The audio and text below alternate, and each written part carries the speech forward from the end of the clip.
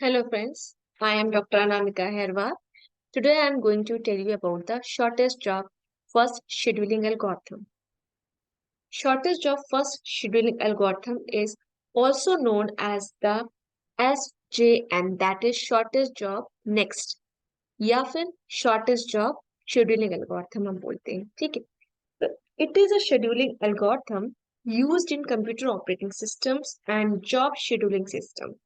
ये जो एल्गोरिथम है वो कहाँ पे, कंप्यूटर ऑपरेटिंग सिस्टम में, जहाँ पे हमें जॉब्स को शेड्यूल करना रहता है उसको एग्जीक्यूशन कराने के लिए, वहां पे हम इसको यूज करेंगे।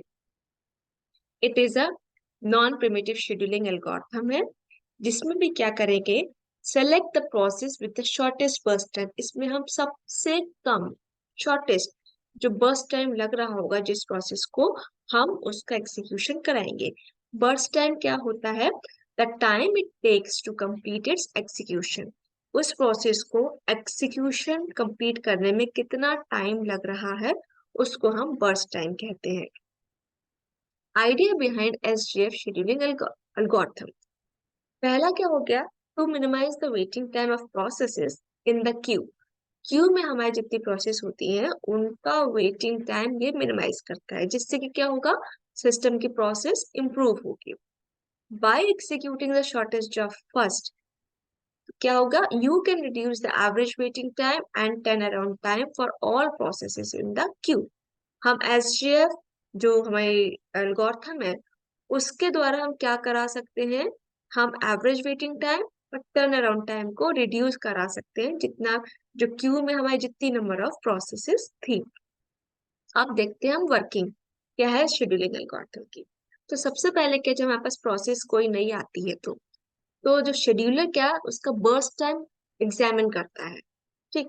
उसके बाद क्या करते हैं, the process with the shortest burst time, जिस प्रोसेस का शॉर्टेस्ट बर्स्ट टाइम होगा, सबसे कम बर्स्ट टाइम होगा, उसको हम एग्जीक्यूशन के लिए सेलेक्ट कर लेते हैं। फिर क्या करते हैं, हम देखते हैं कि अगर मान लो मल्टीपल प्रोसेसेस का सेम बर्स्ट टाइम हुआ, ठीक है, तो हम वहां पे क्या करते हैं, इस चीज का टाई अप हो जाएगा और वहां पे हम FCFS, first come first serve scheduling algorithm हम अप्लाई करेंगे, ठीक है। अब उसके बाद क्या करेंगे, हम जो प्रोसेस को हमने एग्जीक्यूशन के लिए सेलेक्ट किया है उसका हम एग्जीक्यूशन स्टार्ट कराएंगे, और जब तक वो कंप्लीट नहीं हो जाता है उसको हम कराएंगे।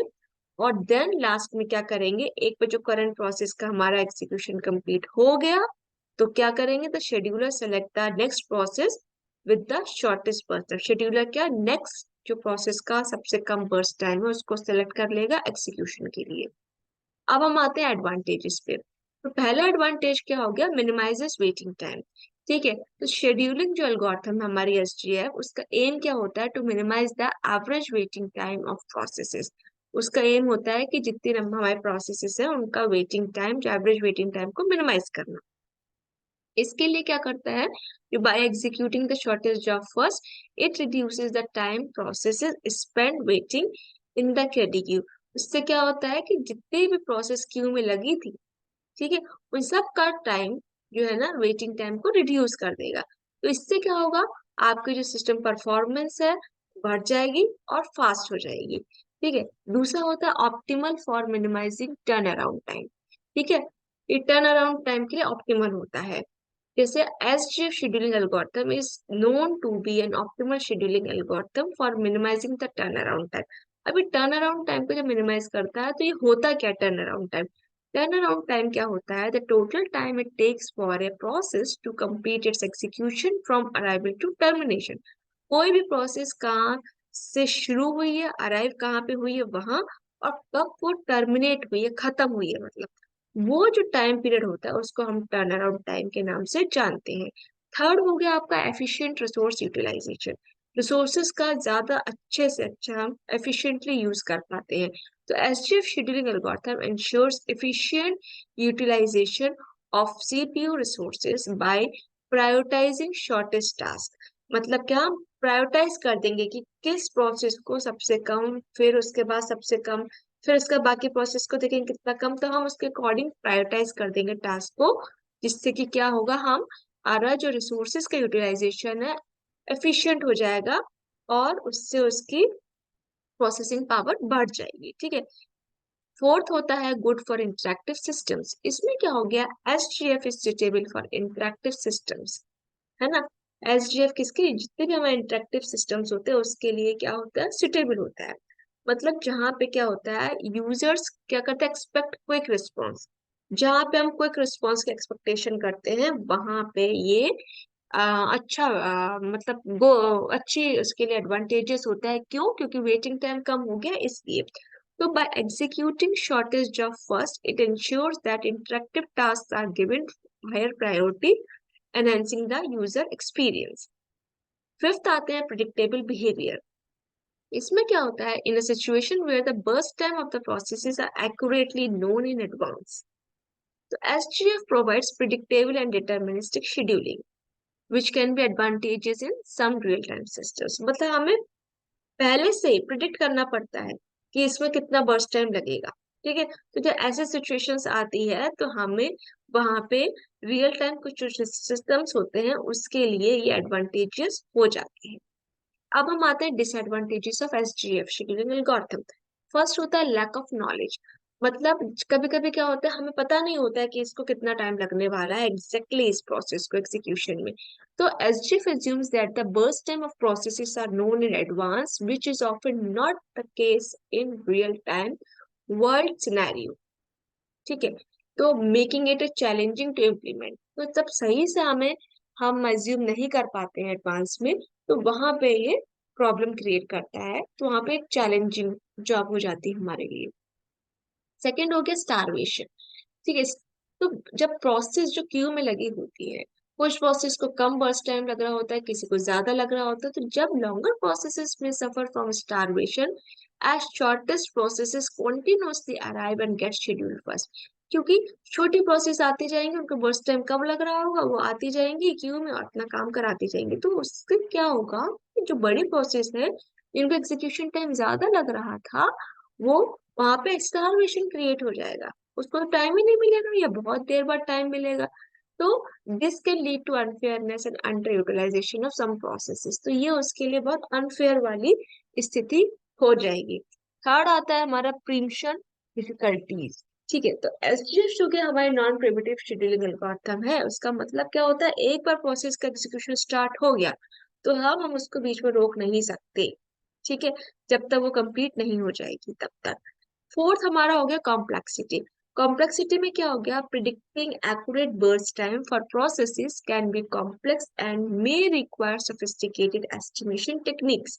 तो इसमें हम जो बर्स्ट टाइम है तो उसको प्रिडिक्ट करना एक्यूरेटली बहुत कॉम्प्लेक्स कह सकते हो, बहुत कॉम्प्लिकेटेड हो जाता है, जिससे कि क्या हो जाता है, हम उसे सही एस्टिमेशन टेक्निक्स उसको यूज नहीं कर सकते। उसके लिए हमें एस्टिमेशन जितनी टेक्निक्स होती हैं उसको वो अप्लाई करना पड़ेगा, जिससे कि हम सही से उसको प्रोसेस को एग्जीक्यूट कर पाए। ठीक है। लेकिन ये थोड़ा डिफिकल्ट होता है, इसलिए कॉम्प्लिकेटेड हो जाता है। And this is not suitable for real time systems basically. क्यों, क्योंकि SJF is not ideal for real time system because जहाँ पे जो meeting strict deadlines is critical. क्योंकि हमें ये पता होना चाहिए कि किस प्रोसेस को कितना टाइम लग रहा है, क्या एग्जैक्टली वो वहां पे खत्म हो रही है या नहीं हो रही। जैसे एग्जांपल के तौर पे आपके लेक्चर्स हो रहे होते हैं, तो हमें हर लेक्चर का एक टाइम डिसाइड होता है कि इतनी देर बाद वो लेक्चर फिनिश हो जाएगा। बट द थिंग इज, कभी कभी कोई टॉपिक ज्यादा हो जाता है तो हमें 2 मिनट ज्यादा लग जाते हैं, तो वहां वो एग्जैक्टली वहां पे एंड नहीं होता है। कभी कभी टीचर के आते आते भी टाइम लग जाते हैं 1-2 मिनट, या खत्म कराते कराते भी टाइम लग जाता है, तो वहां पे एक्यूरेसी वहां पे नहीं आ पाती है, तो इसलिए not suitable for real time systems. Next हम आते हैं प्रायोरिटी इन्वर्जन पे। इन अ मल्टीटास्किंग एनवायरनमेंट जो SJF can lead to priority inversion.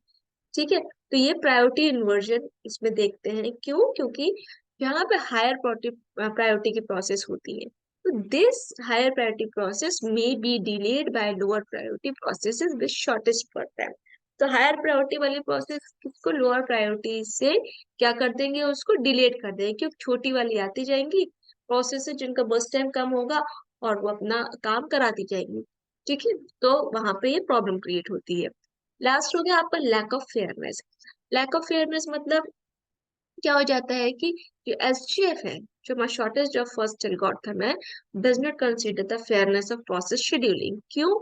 क्योंकि this may lead to some process receiving preferential treatment while other wait for extended periods. मतलब क्या हो गया कि बहुत लंबे समय से जिसको टाइम लग रहा था उसको वेट करना पड़ रहा है। तो इसका ये मतलब नहीं है अगर किसी चीज को प्रोसेस को ज्यादा टाइम लग रहा है तो हम उसको टाइम ही नहीं देंगे या उसको बहुत लंबे समय तक इंतजार कराएंगे। तो यहाँ पे लैक ऑफ फेयरनेस का कॉन्सेप्ट हमारा आता है, ये डिसएडवांटेजेस है एसजीएफ का। तो इन सारे लिमिटेशन को ओवरकम करने के लिए हमने क्या SRTF algorithm, shortest remaining time first scheduling algorithm को हमने यूज किया। और जो ये जो शेड्यूलिंग एल्गोरिथम यूज करने के बाद हमने एक बैलेंस बना लिया कि इस पे क्या हम फेयरनेस पॉइंट ऑफ व्यू से, प्रायोरिटी पॉइंट ऑफ व्यू से और प्रीमिशन के हिसाब से हमने इसको इम्प्लीमेंट किया। ये वाली चीजें हमारे का मॉडर्न ऑपरेटिंग सिस्टम में हम इसको इम्प्लीमेंट करेंगे। कौन सी? शॉर्टेस्ट रिमेनिंग टाइम फर्स्ट, जहाँ पे ये सारे डिसएडवांटेजेस, लिमिटेशन है हमारे, वो ओवरकम होंगे। अब एग्जाम में क्वेश्चन आता है कि हमें जो है ना shortest job first scheduling algorithm non primitive जो है हमारे यूज करके हमें एवरेज वेटिंग टाइम और एवरेज टर्न अराउंड टाइम को कैलकुलेट करना रहेगा। तो उसके लिए एग्जाम में आपको नंबर ऑफ प्रोसेस दे दी जाएंगी, उनका अराइवल टाइम दे दिया जाएगा और बर्स्ट टाइम दे दिया जाएगा। बर्स्ट टाइम क्या होगा? पर्टिकुलर प्रोसेस को कितना टाइम एग्जीक्यूशन के लिए लग रहा है, that is called the burst time, और you can say the execution time. अब यहाँ पे हम इसमें हमें गैंट चार्ट बनाना पड़ेगा। गैंट चार्ट भी आपको बनाने के लिए कहा जाएगा और टर्न अराउंड टाइम और वेटिंग टाइम कैलकुलेट करने के लिए कहा जाएगा। तो सबसे पहले हमें गैंट चार्ट बनाना रहेगा। गैंट चार्ट बेसिकली क्या होता है? एक रिप्रेजेंटेशन होता है जिसमें कि हम ये बताएंगे कौन सी प्रोसेस कहाँ से स्टार्ट हो रही है, कब अराइव हुई, कब वो कंप्लीट हुई थी, और टोटल नंबर ऑफ प्रोसेसेस का वहां से हम वेटिंग टाइम निकाल लेंगे और टर्न अराउंड टाइम निकाल लेंगे। ठीक है, तो चलिए हम इस क्वेश्चन को सॉल्व करते हैं। उसके लिए आपको सबसे पहले कंप्लीशन टाइम ये पे निकालना रहेगा जिससे कि हम turn around time waiting time निकाल सके। तो P1 प्रोसेस हमारा, चूंकि इसका अराइवल टाइम 0 था, इसलिए हमने सबसे पहले उसको लिया। ठीक है, वैसे तो हमें क्या एसजीएफ में देखना था जिसका बर्स्ट टाइम सबसे कम लग रहा था। कम किसका लग रहा है? P2 प्रोसेस का बर्स्ट टाइम सबसे कम लग रहा है, लेकिन क्योंकि P2 प्रोसेस का अराइवल टाइम 2 है इसलिए हम इसको सबसे पहले नहीं ले सकते, क्योंकि उससे पहले हमारे प्रोसेस P1 आ चुकी थी। ठीक है, क्यू में आ चुकी थी, तो हम P1 प्रोसेस को सबसे पहले लेंगे। तो 0 से स्टार्ट किया, फिर हमने क्या दिया उसको, कितना बर्स्ट टाइम लग रहा है? 6। तो 6 तक हमने डाला, P1 प्रोसेस हमारी कंप्लीट होगी। नेक्स्ट सबसे कम कौन सा बर्स्ट टाइम था? 1। तो P2 प्रोसेस को 1 लग रहा था, तो हमने 6+1, हमने जो कंप्लीशन था उसमें हमने 1 बर्स्ट टाइम P2 प्रोसेस का एड ऑन कर दिया, तो हमारा 7 आ गया। 6+1 is 7, तो P2 प्रोसेस हमारी कंप्लीट हो गई। नेक्स्ट बर्स्ट टाइम किसमें कम लग रहा है? 1 हो चुकी है हमारी। ठीक है, और उसके बाद हमारी 6 हो चुकी है, 1 हो, और उसके बाद सॉरी ये 2 हो चुकी है। अब हम देखते हैं सबसे कम 4 को लग रहा है, P4 प्रोसेस को लग रहा है। 3 लग रहा है, तो हमारी कंप्लीट कहाँ पे हुई थी? 7 पे हुई थी P2 प्रोसेस, तो 7 के बाद 3 में हम इसको एड ऑन करा देंगे तो 10 आ गया। P4 प्रोसेस को कंप्लीट टाइम कितना लग रहा है? 10 लग रहा है। उसके बाद हमारी कौन सी लास्ट प्रोसेस बची? P3 बची, तो P3 को कितना टाइम लग गया? 14, क्योंकि हमें इसका बर्स्ट टाइम कितना था? 4 था, तो 10 में 4 किया ऐड, 14 आ गया। तो ये हमारा बन गया गैंट चार्ट। ठीक है, अब हम करते हैं calculate turn around time. Turn around का टाइम कैलकुलेट करने के लिए हम सबसे पहले यहाँ पे कंप्लीशन टाइम निकाल लेंगे। P1 प्रोसेस को कितना टाइम लगा? 6, P2 को 7, P4 को हमारा 10 और P3 को 14। ये हमारा कंप्लीशन टाइम हमने यहाँ पे नोट डाउन कर लिया। अब हम टर्न अराउंड टाइम निकालते हैं। टर्न अराउंड टाइम का फॉर्मूला क्या होगा? Completion time minus arrival time. ठीक है, तो कंप्लीशन टाइम में से हम अराइवल टाइम माइनस कर देंगे। तो 6-0, 7-2, और 14-4, और आपका 10-5। तो ये हमारा टर्न अराउंड टाइम आपका निकल गया। नेक्स्ट आते हैं हम वेटिंग टाइम पे। वेटिंग टाइम में टर्न अराउंड टाइम हमने ऑलरेडी कैलकुलेट करके रखा है, उसको आप किससे? बर्स्ट टाइम से माइनस करा दोगे। तो बर्स्ट टाइम क्या है इसका? P1 प्रोसेस का 6, तो 6-6, 5-1, 10-4, 5-3। ये आपका वेटिंग टाइम निकल के इंडिविजुअल प्रोसेस का आ गया। अब आप इसको सबका प्रोसेस का, सारी प्रोसेस जितनी भी queue में थी उसका टर्न अराउंड टाइम टोटल निकालना है। तो कितना होगा? 6+5+10+5, हमारा इन सब का ऐड करने पे एडिशन समेशन कितना होगा? 26। अब एवरेज वेटिंग टाइम हम निकालते हैं, एवरेज वेटिंग टाइम हमने निकाल लिया था, तो 0 + 4 + 6 + 2 हमारा कितना आ गया, हमारा वेटिंग टाइम 12 आ गया। अब एवरेज निकालने के लिए हमने नंबर ऑफ प्रोसेसेस 4 दी हुई है, इसलिए एवरेज टर्न अराउंड टाइम 26/4 से अपन ने डिवाइड कर दो, 6.5 आ गया। और एवरेज वेटिंग टाइम हमारा 12 आया था, सॉरी वेटिंग टाइम 12 आया था, तो एवरेज निकालने के लिए 4 से डिवाइड कर दिया, तो ये हमारा 3 आ गया। तो हमारे ये जो क्वेश्चन में हमने दोनों चीजें कैलकुलेट कर दी, टर्न अराउंड टाइम का एवरेज और एवरेज वेटिंग टाइम। ठीक है, तो this is all about today's session. ठीक है, अब नेक्स्ट जो हम देखने वाले हैं वो shortest remaining time first scheduling algorithm हम नेक्स्ट वीडियो में देखेंगे। तब तक आप इसको सॉल्व कीजिएगा, कोई डाउट होता है कमेंट बॉक्स में लिखिएगा। ठीक है, till then you take care.